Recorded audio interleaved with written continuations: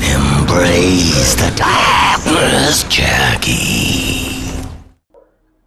Hello there, Sir from 17 once again, introducing you to my Darkness 2 Dawn difficulty video walkthrough. This is chapter 8 and it's entitled Home Invasion. And this is probably the first real challenging level of the game, because this car park can be kind of difficult. And the reason for this is you're going to be introduced to the light mechanic.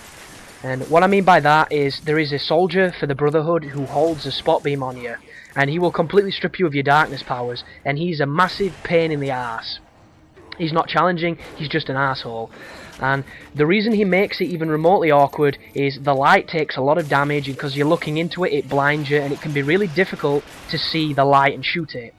And this is a problem that carries over to car headlights, which you're going to be facing later on, where you try and shoot the headlights, you spot on them, and they don't go out. The hit detection can be atrocious, and it makes no sense. I don't know why it does it, it's just kind of frustrating. But that aside, you're going to see me using the car doors as frisbees, using them as shields, picking people off with the Desert Eagle now we've got it, 'cause it's my favourite pistol on the game. And for the most, it's pretty easy.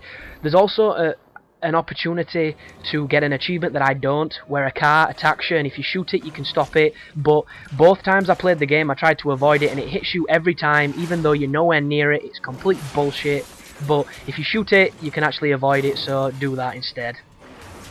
But I'm going to go on another random topic tangent, because this bit's pretty simple, and this one's going to be anime related. I'm going to be talking a little bit about Bleach, because it's just done something completely fucking criminal to me and I didn't realise it until it happened. And I'm also going to be referencing Dragon Ball Z, so anybody that's interested in good old DBZ is going to enjoy this conversation. Anybody that completely abhors it is going to think I'm a retard and not enjoy this video at all, so feel free to mute it and just watch me slay some dudes in silence. But here we go. So I'm a pretty big anime fan. I don't, dress up in cosplay, I don't walk around repeating Japanese phrases in a ridiculously camp voice. I'm not that guy. I just like a good old bit of, Japanese drama that involves dudes shouting a lot, sweating a lot, getting big veins on their bodies, and beating dudes up. And Dragon Ball Z is perfect for that, but what it is criminal of is when I originally watched it when it aired in my country back in like 1998, it would get so far in a saga, and because they'd actually not created, the next few episodes until later on, or they'd not translated them, because it took a couple of years to go from Japan to England, or to America, or wherever they first went before we got them. And what would happen is, it's the same with pretty much every television show. As soon as it gets to the limit on how many episodes that they've bought or that's being produced, they'll go back to the start of the saga that they were on, or the season they were on, or just the start of the series itself, and they'll repeat them.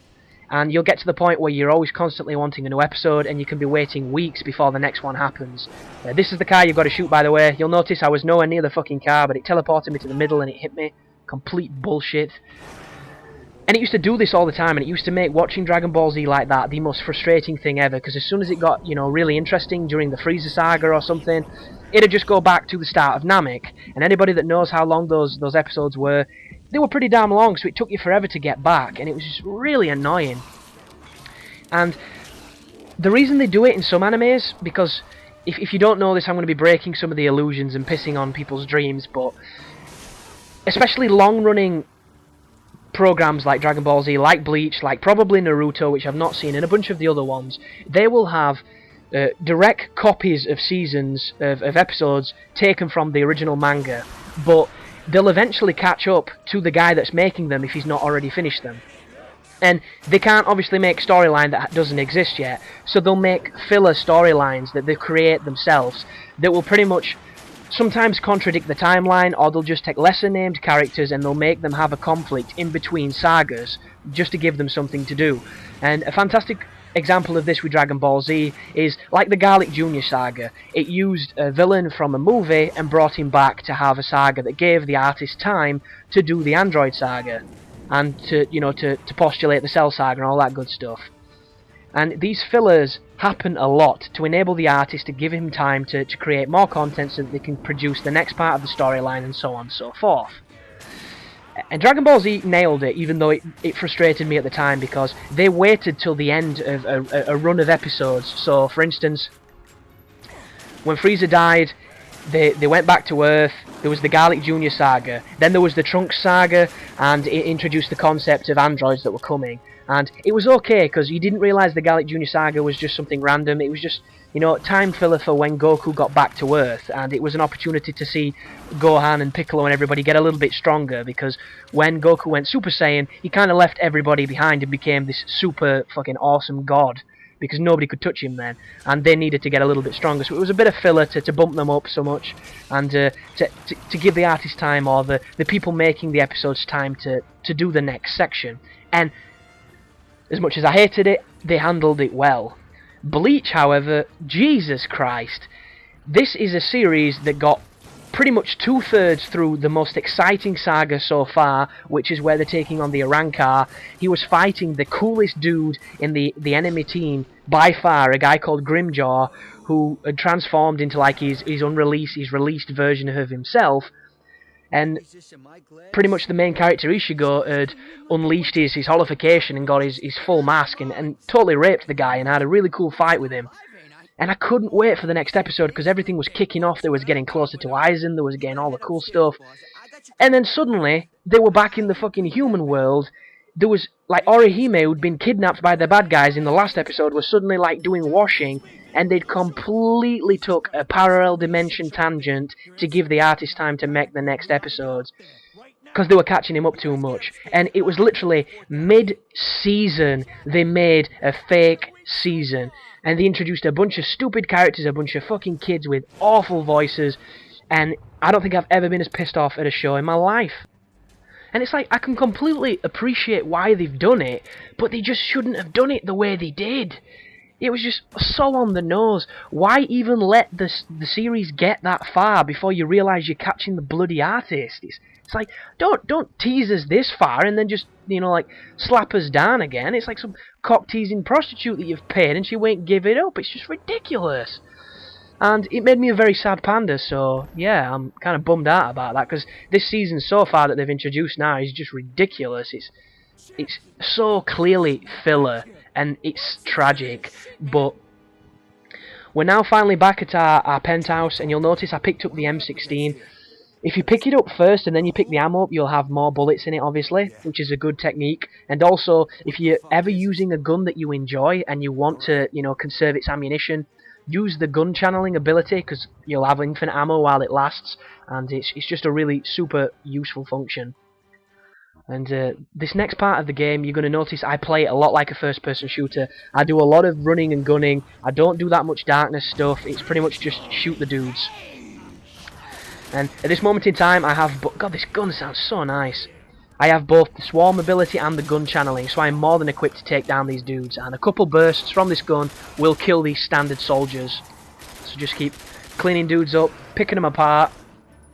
And watch out for the light, guys, and watch out for the flashbangs, because if a flashbang lands anywhere near you, this is going to happen, and it's really disorientating. But in a previous video I mentioned that the weapon drops on this game seemed kind of random. Right there I picked up an MP7. I did not find an MP7 on this level the first time I played it, so I don't know why that happens. I don't know if it's random, but just be aware. If you can't find this, you'll have the same issue that I had.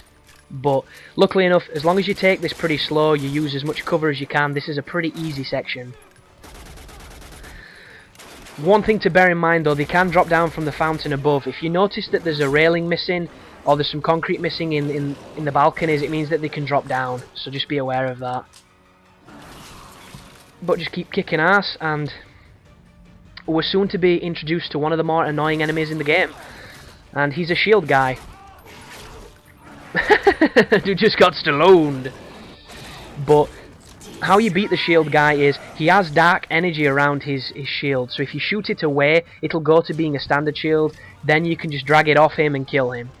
But he takes a bit of a beating, so beware, and this is, I think, the first one of the game. I've been too busy chatting about random things, I might have missed a different encounter, but I believe this is the first one. And right there, I used my swarm of enemies to distract the shield guy, and I used the gun channeling to kill him really quickly.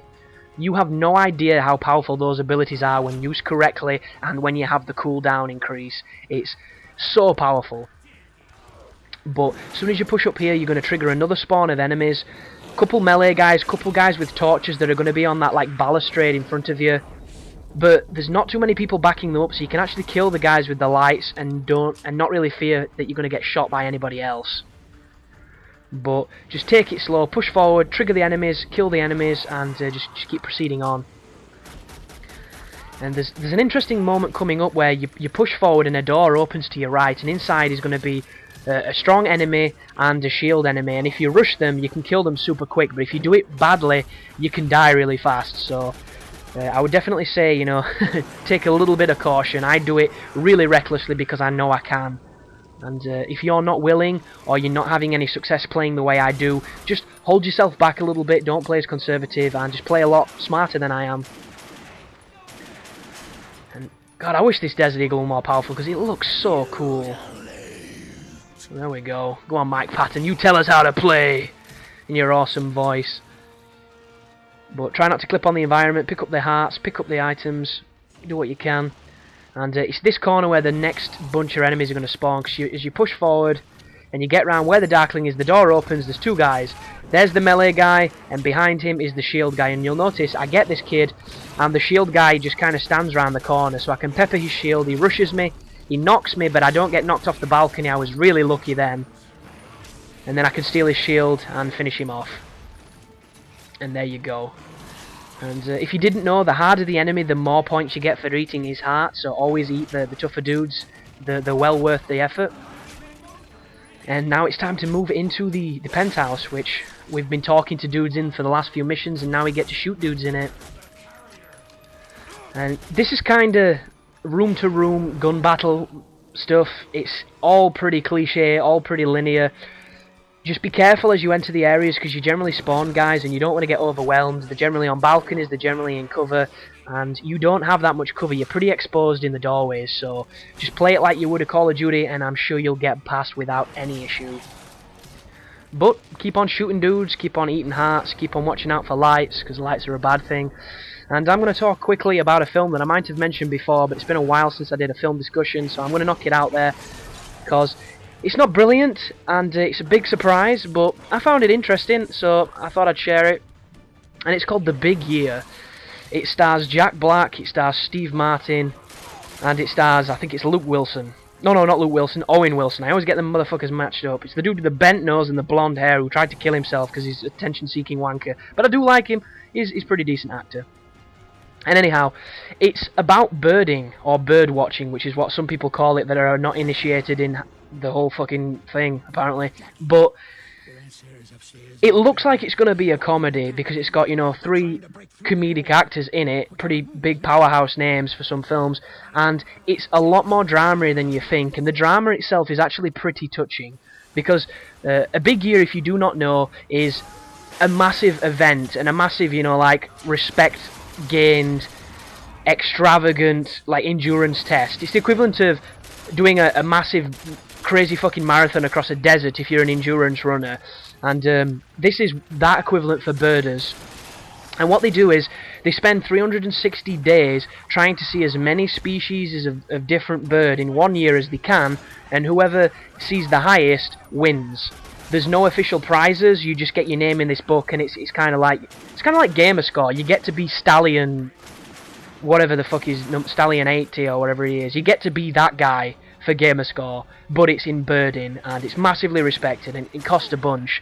And Jack Black, who the fuck is that guy? But Jack Black plays this kind of failed dude who's working in a job he doesn't like. His mother's really supportive, his dad's really disappointed that he doesn't do anything worthwhile. He's a big disappointment on the family, and he's always wanted to do this big year because he's got a massive passion for birding. And he decides to do it, and he goes out there, and he's kind of competing with Owen Wilson, and he builds a really big friendship with Steve Martin, and he even manages to connect with his dad throughout the course of the film. He finds a bird, he goes on a whole bunch of adventures, and kind of finds himself. And it's a very watchable film. It's not bad by any means, but it kind of looks like it's going to be a comedy, and it just isn't. It's not slapsticky at all. There is a couple of bits of humour, but for the most, it's just a a fun film to watch that's got more drama to it than anything else. And I mean, if you're interested in birds, you'll probably love it. But one thing that the film does really well is it makes a potentially boring topic like birding seem really genuinely interesting. Because when I was watching it, I don't really give a shit about birds aside from the fact that they look badass, and you know I used to draw them when I was younger. But their enthusiasm and the fact that the film itself is pretty interesting and it doesn't, you know, dwell too long on the boring stuff, actually makes it out to be a really cool kind of hobby, and it keeps the film going at a pretty decent click, so it never gets, you know, too bogged down by all the statistics and all the shit that nobody cares about. And I enjoyed it. It's not going to change your life. You're not going to go, oh dude, you've got to see this film, it's about birds and it stars Jack Black. But at the same time, you can do worse by a lot. But that is the end of that mission, guys. I'll see you in the next one. I hope the guide is helping, and you take care now.